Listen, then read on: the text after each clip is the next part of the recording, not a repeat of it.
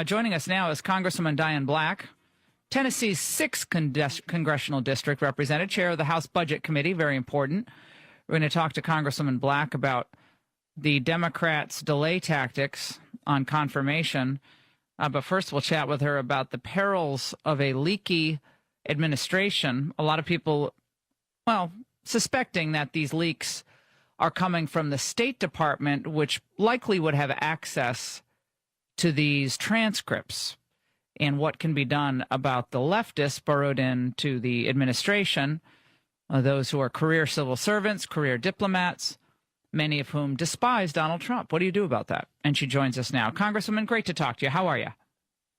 Hey, Laura, I'm great. It's so good to talk with you this morning. So what about this? This is not the first time we've had leaks. Over the last few weeks, we've written about 2 other occasions where information deliberations were leaked and looked like out of the West Wing. Now we have all the signs pointing to a State Department leak. How seriously should Trump take this? I think very seriously. This is about our national security. You never know what's going to be leaked. If this is leaked, then what else will be leaked? And I think he has to clean house. That's what we do when we have that kind of thing in our office. We figure it out and we clean it out. And he's got to do that. This is too important for our country and our national security. We've had this problem in previous administrations, going back to the last 2 years of the Reagan administration. When I worked there, especially when you're dealing with a Republican or a conservative president, there are always going to be these factions who think, okay, I can give him his comeuppance by leaking this out. And it ends up being a persistent and debilitating problem if it's not handled.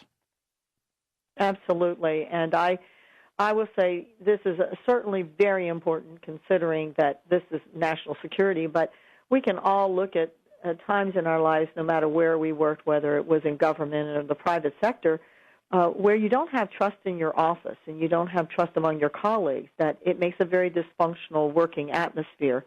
And that certainly will be the case moving forward unless they find out where this came from and show that they're not going to tolerate it. Congresswoman Black, let's move on to what's happened to the president's nominees. Both Tom Price and I think Rex Tillerson was held up. Others were held up.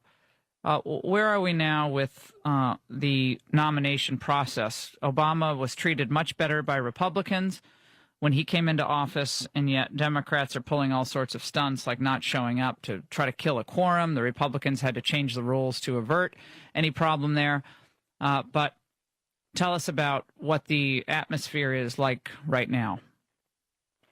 Well, certainly I'm not in the Senate all of the time. I do have Senate colleagues that I speak to on a regular daily basis, but this is a sore loser mentality that is really no way to govern. And when I guess I'm embarrassed when our children, our young adults are watching what's happening here in Washington. How can we expect them to do anything differently, even in their own personal lives or their professional lives, when people that are to be looked up are acting this way? They just have to get over the fact that they didn't win.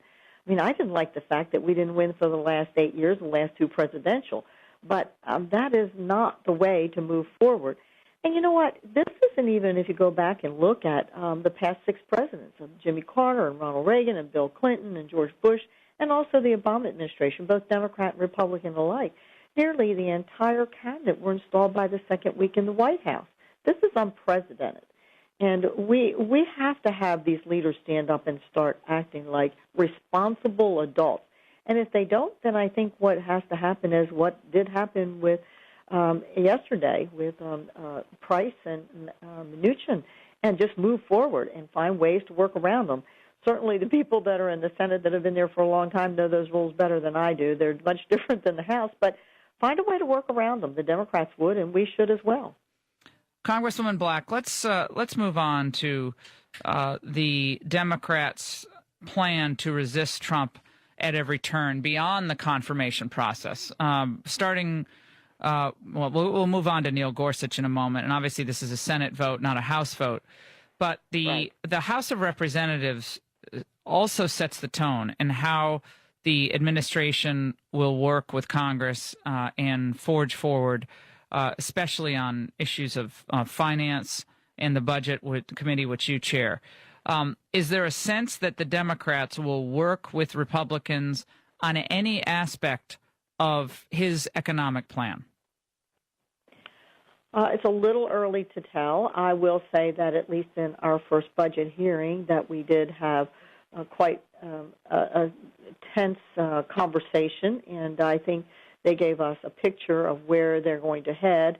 Mr. Yarmouth and I have met, and he is, of course, the ranking member, and we have always had a good relationship. I hope that he can help his members to understand we have work to do and that we need to work together on the situation we're in here in this country in making it great again.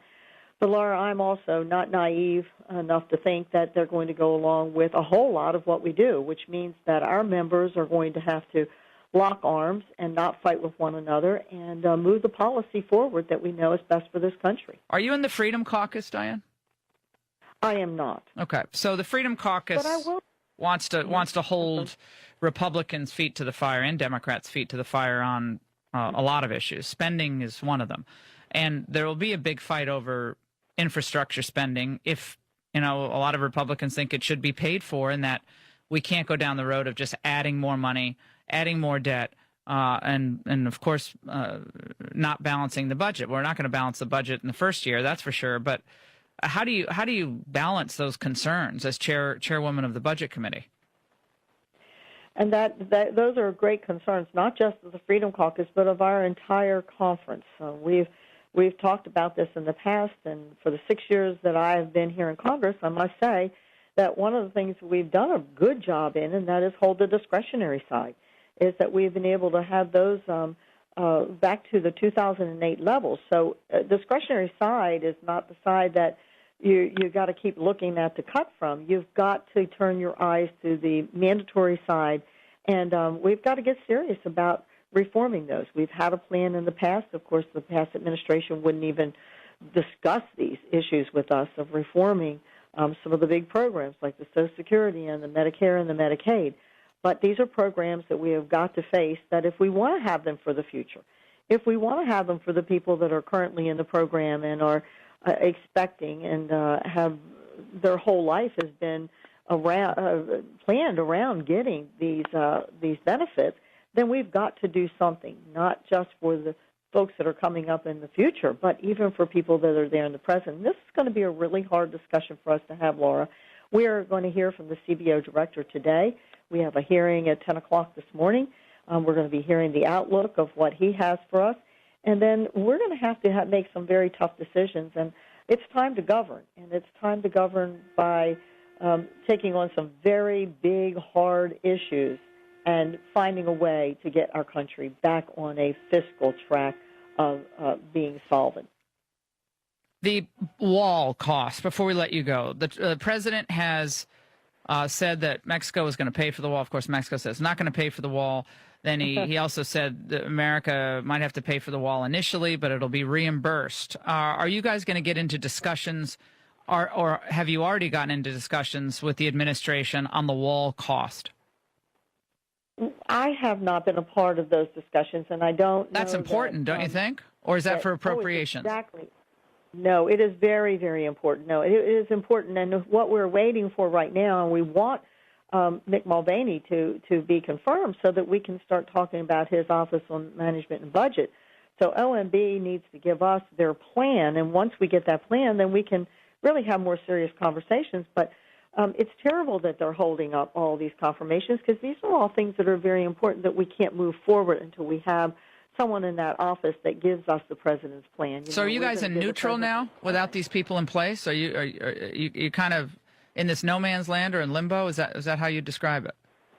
No. We are moving forward. We're moving forward in the Budget Committee. We will have our hearing today with the director of CBO to look at the outlook, and then we will begin next week and actually going through each one of the agencies and start looking at what we can do in each one of those agencies, and we'll be talking about Medicare and Medicaid and Social Security and possible reforms. So we are working on our side to move forward. We know what our job is and our role is. Of course, these are two branches of government. We want to work together with the president. So we are moving forward, Laura. I don't want to leave anybody to think that we're just waiting for the president to let us know. I keep asking you I keep asking you another question, but I keep thinking of new things. So the question of how to trim the federal workforce, which is, it's not that much in terms of the overall budget of cost. It's symbolic in many ways, but it's also important to trim the bureaucracy, because with each appointment, with each member of the civil service, there is, in my view, some bit of power taken away from states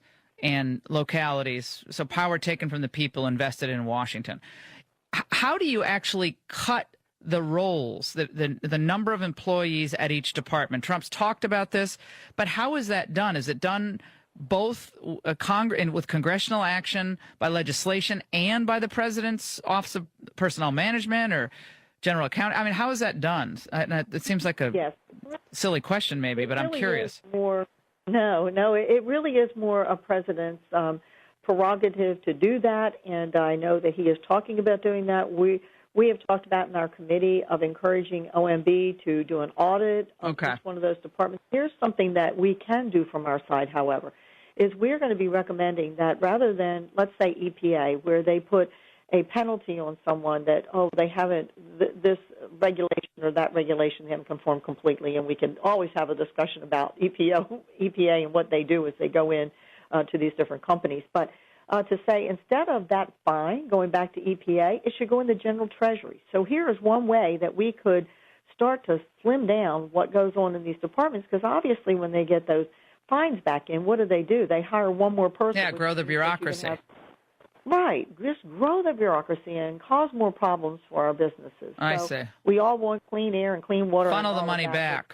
Funnel the money to pay down the debt. That's what I would do. Use it to pay down our national debt. Back in the treasury. Pay down the debt. All right, Diane, thank you so much. Congresswoman Diane Black, who's the chairwoman of the Budget Committee, is going to be very busy this year. You better be busy, Diane, because if you're not, we're not. I am. We're not doing the right thing. But keep in touch with us, and we'll get back with you as things proceed in these first 100 days.